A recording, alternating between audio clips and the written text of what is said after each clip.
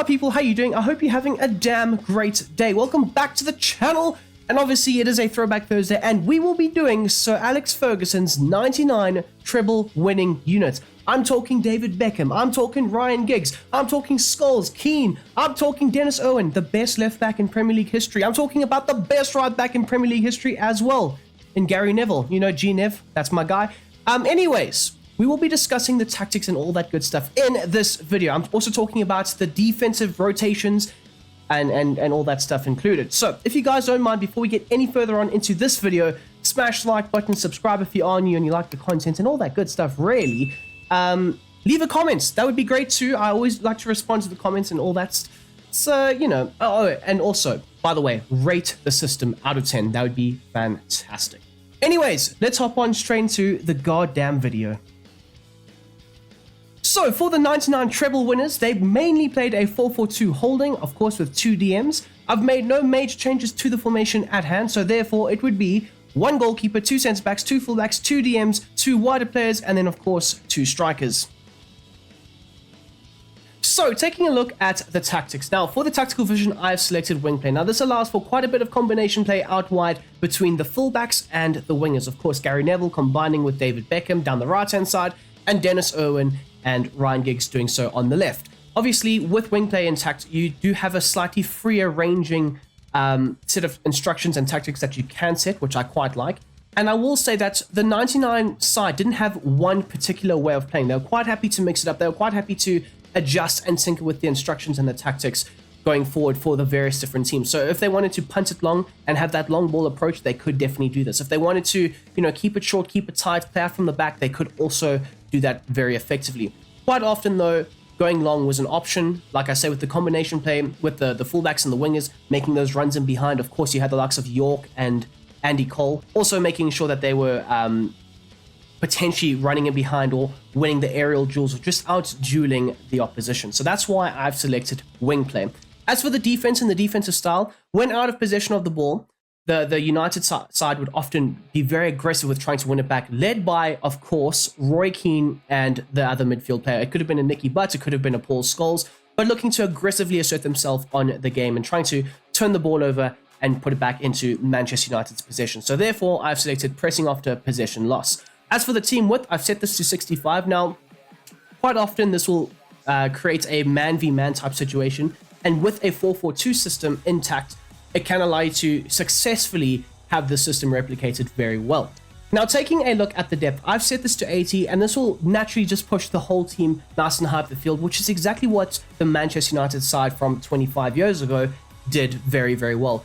Often being in the opponent's half, flooding the players forward, making sure that they were overloading them all over the field, and often keeping the ball in the opposition's half, and more so with a nice high line set to 80, it allowed them to do this very, very well. So moving on to the offense, the build-up play is set to balance. Now this allows them to maintain the 4-4-2 formation, but not only does it allow them to do that, but it can incorporate the various different aspects of their attack, whether it's the slow build-up, if they want to build up from the back, not always passing it to the centre-backs, but to the likes of an Irwin or a Gary Neville, and then they would look to progress it forward and build up nice and slowly through the thirds and then work the ball to the opponent's end of things.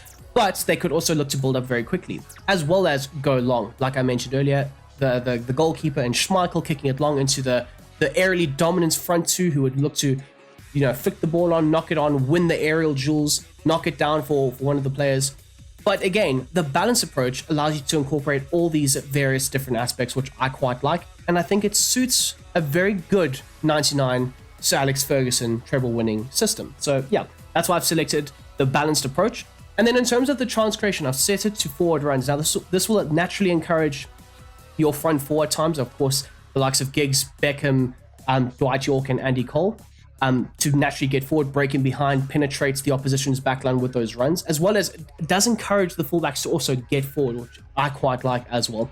But it can also essentially push the midfield, the likes of a Scholes and a Keane, forward into those more attacking areas. And what this does is it creates overloads, which is exactly what Manchester United were all about back in the day. As for the width, I've set this to 80, a nice wide approach to the natural system when in possession of the ball, looking to try and stretch the play, open up quite a bit of space between the lines, as well as between the different defensive areas, whether it's between the centre backs or the centre back and the full back, just allowing for the likes of a Dwight York and Andy Cole to try and have as much space in the box as possible. Speaking of which, the players in the box, I've set this to 6, allowing for 3 players to be in and around the attacking area at all times, waiting for a potential David Beckham or Gary Neville cross, or maybe even a Ryan Giggs cutback.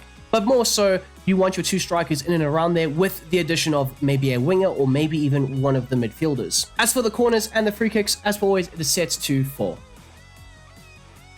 Now guys, taking a look at the instructions, starting off at the back with Schmeichel. So for his instructions going forward, saving outside the box is set to balance a bit more of a traditional base goalkeeper, especially back in the day.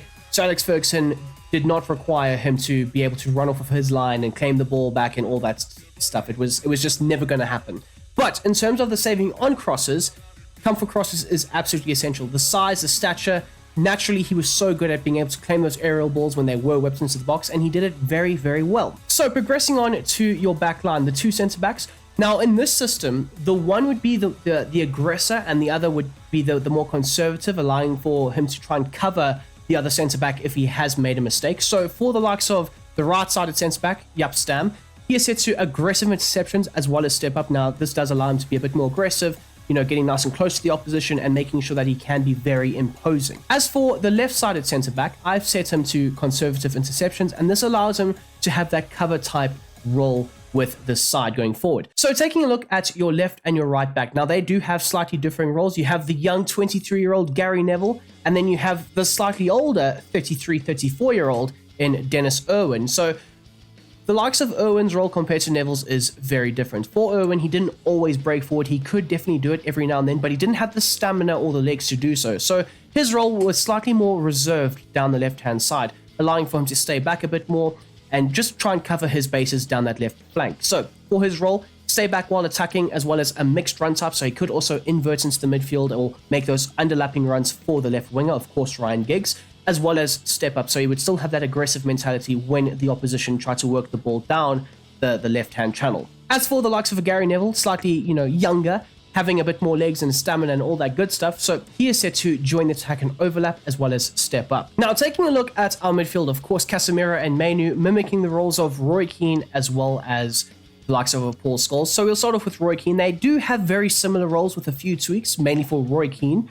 So for the defensive behavior for the right-sided DM, which is the Roy Keane position, it is set to cutting passing lanes, allowing him to very much break up the play, intercept passes, make sure that the opposition weren't working any offensive movements past him. And if they did, he was very aggressive when breaking up the play. So therefore, aggressive interceptions needs to be set to be on. But for both of them, I have set them to a balanced attack, allowing for the one to bomb forward and the other one to stay back and vice versa. Obviously, sometimes you might be caught out with both of them getting forward or both of them staying back, but it's very seldom that does happen. In terms of the positioning freedom when in possession of the ball, you don't want them drifting too far wide or combining in those wider channels. Staying central is the key of the game for these two DMs. So why would you want them to move? In terms of the defensive positioning as well, set to cover the center, not drifting into the wider channels nearly as much, but manually you can also look to drag them into those wider sections of the field if required. As for the Paul Scholes role, a slightly more attacking style of play to his game, and that was seen in his early days more specifically. But for the defensive behavior, it is set to a balanced defense, allowing for him to maintain the structure of the team more centrally. Of course, the attacking support is set to balance, with the interceptions also being set to aggressive, trying to break up with Roy Keane as much play as possible, chasing the balls, making the opposition feel very uncomfortable in the central areas of the pitch. In terms of the positioning freedom, just like with the right DM, it is set to stick to position and then, of course, cover the center. Now, out wide into your wider midfielders, we've got the likes of Anthony and Fernandes, or David Beckham and the likes of Ryan Giggs. So for the Ryan Giggs role, that's why I've put Anthony on the left-hand side, because he's left-footed. A more natural crossing outlets down the right and the left channel. So both are instructed to come back on defense, often looking to try and help support the fullbacks. But for the likes of Ryan Giggs, now this is where things get a bit different. They do have slightly differing roles. Ryan Giggs, because he didn't have that consistent bombing on fullback behind him, he would often look to try and hug the left side touchline, looking to try and take on his man, beating him, and either whipping in crosses or cutbacks for the forwards. The support runs, now, I was very tempted to set this to get in behind, but then he consistently always does it. A balanced approach allows him to come a bit shorter at times, combine with the midfield, and then drift out wide, or even use his pace to get in behind, because it was around this time when Ryan Giggs was absolutely insane with his pace. He was crazy quick. But I think a balanced support suits the system as well as it suits the role that Ryan Giggs did have. In terms of the interceptions, it's set to aggressive, and then finally, the support on crosses is set to balance, allowing him to sometimes be in the box, other times on the edge, supplying in crosses and cutbacks and all that good stuff. As for the David Beckham role, he is also set to come back on defense, but the chance creation and the support runs both set to balance, allowing him to somewhat drift inside, especially with the bombing on right fullback, making sure that he is bombing down that right channel. So sometimes the likes of Beckham would slightly drift inside, almost playing as a number 10 at times, and then combining with the midfield and whipping in crosses from that wider right space. The support runs, of course, Beckham wasn't the quickest of players, so you don't necessarily always want him breaking in behind because you can't necessarily always do it. But the ability for him to come short or use his physicality and work the ball into those other players and bring the other players in and around him into the game, he was very much known for. So whipping in crosses, supplying those sneaky passes to a Gary Neville overlap, that was more or less the aim of the game for the right midfielder. As for the interceptions, it's set to normal. Didn't really overly aggressively press the opposition, but he could do so. So that's why I've set it to normal.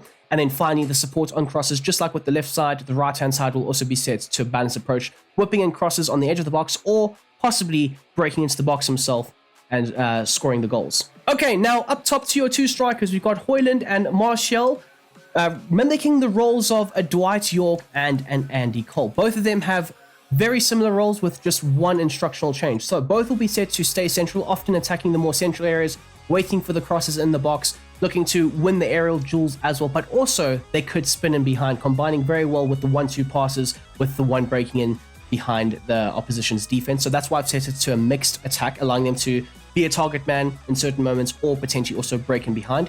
The aggressive interceptions is set to be on for both, as they would also look to press the opposition's backline, win the ball back, or just hurry the opposition into a bad situation or a good opportunity for a Manchester United counterattack, possibly.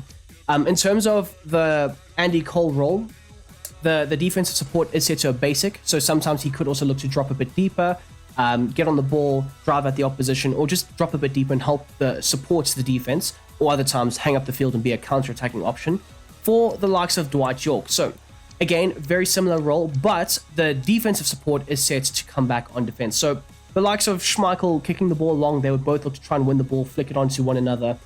But every now and then, the likes of a Dwight York would drop a bit deeper and have that ball, sprayed into him in between the lines. And then he would look to turn and shift it onto another player, or maybe even just drive at the opposition. So that's more or less what the comeback on defense for this situation will allow him to do very effectively. So guys, taking a look at the defensive tactics for this 4-4-2 formation, a few tweaks and changes for various players' instructions and just the natural tactics as well. So for the formation, it is still going to be a 4-4-2 holding. I've made no changes to it whatsoever. So therefore it would be one goalkeeper, two centre-backs, two full-backs, two DMs, two wide midfielders, as well as two strikers.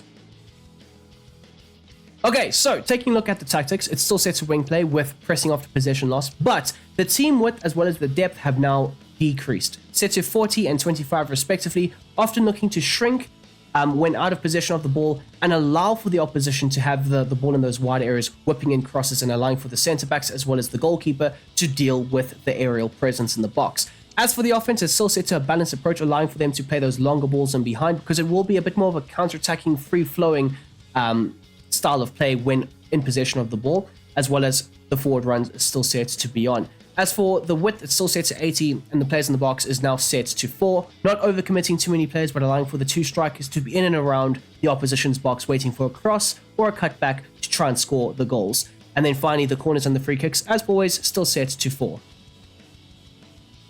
So taking a look at the instructions, the goalkeeper still set to the same, with both centre-backs also still set to the same. Of course, the left-back, no major changes for him, but with the Gary Neville role, a bit more reserved. So the only real thing that has changed is it's now set to a balanced attack. So if the opportunity is there to break down the right-hand side, he would look to do so very effectively. Now, into the midfield. This is where things do change ever so slightly. The likes of the Roy Keane role would definitely change, not bombing forward as much, looking to stay back and try and cover for the more offensive Paul Scholes, so he would be set to stay back while attacking, and the interceptions would be set to normal. You don't want him chasing too much, stepping out of position, creating havoc in the midfield. You want him to be the slightly more reserved midfielder, sitting in front of the back four.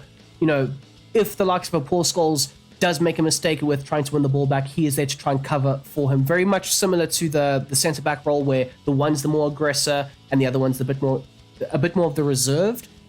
For Roy Keane and Paul Scholes, this was the situation at hand. And then finally, cover the centre and then stick to position. In terms of the Paul Scholes role, no major changes to it. You don't really need to do too much. He will be a bit more of the attacker, so therefore a balanced attack is still very much a necessity. And then finally, you don't really want to change the aggressive interceptions, because he is going to look to still press the opposition when out of possession of the ball. As for your two wingers, again, no major changes for them. They'll both be instructed to come back on defense. They'll both be instructed to help out as much as possible with winning the ball back, so therefore aggressive interceptions. And then as for the David Beckham role, the only real tweak that I have made is the aggressive interceptions, wanting to win the ball back nice and high field and turn it over into the Manchester United possession. And then finally, as for the two strikers, of course, no major changes for them whatsoever. Both will have the same instructions, apart from the Dwight York role. He'll still be told to come back on defense. And there you go. That is how I would replicate and implement the 99 Manchester United treble-winning sides tactics into FC24. I hope you guys have enjoyed this video. If you have, would you do me the biggest favor, smashing the like button? That would be great. Comment, subscribe, do all that good stuff. I would absolutely appreciate it. But most importantly, I hope you guys have enjoyed this video. Out of 10, I would give this system an 8.5. I might be slightly biased. It definitely is an outdated system, of course. The 4-4-2, very outdated. But yeah, I'm very biased. So I'm going to give it an 8.5. I think it works very well, to be honest with you guys, in the game. When out of possession of the ball, you don't feel defensively weak. When in possession of the ball, you consistently feel like you have passing options and you overload the opposition. So I think I've mimicked and replicated a very, very, very good 99 side. So you guys will have to let me know those below. And as for always, I hope you have a damn great day. I'm out.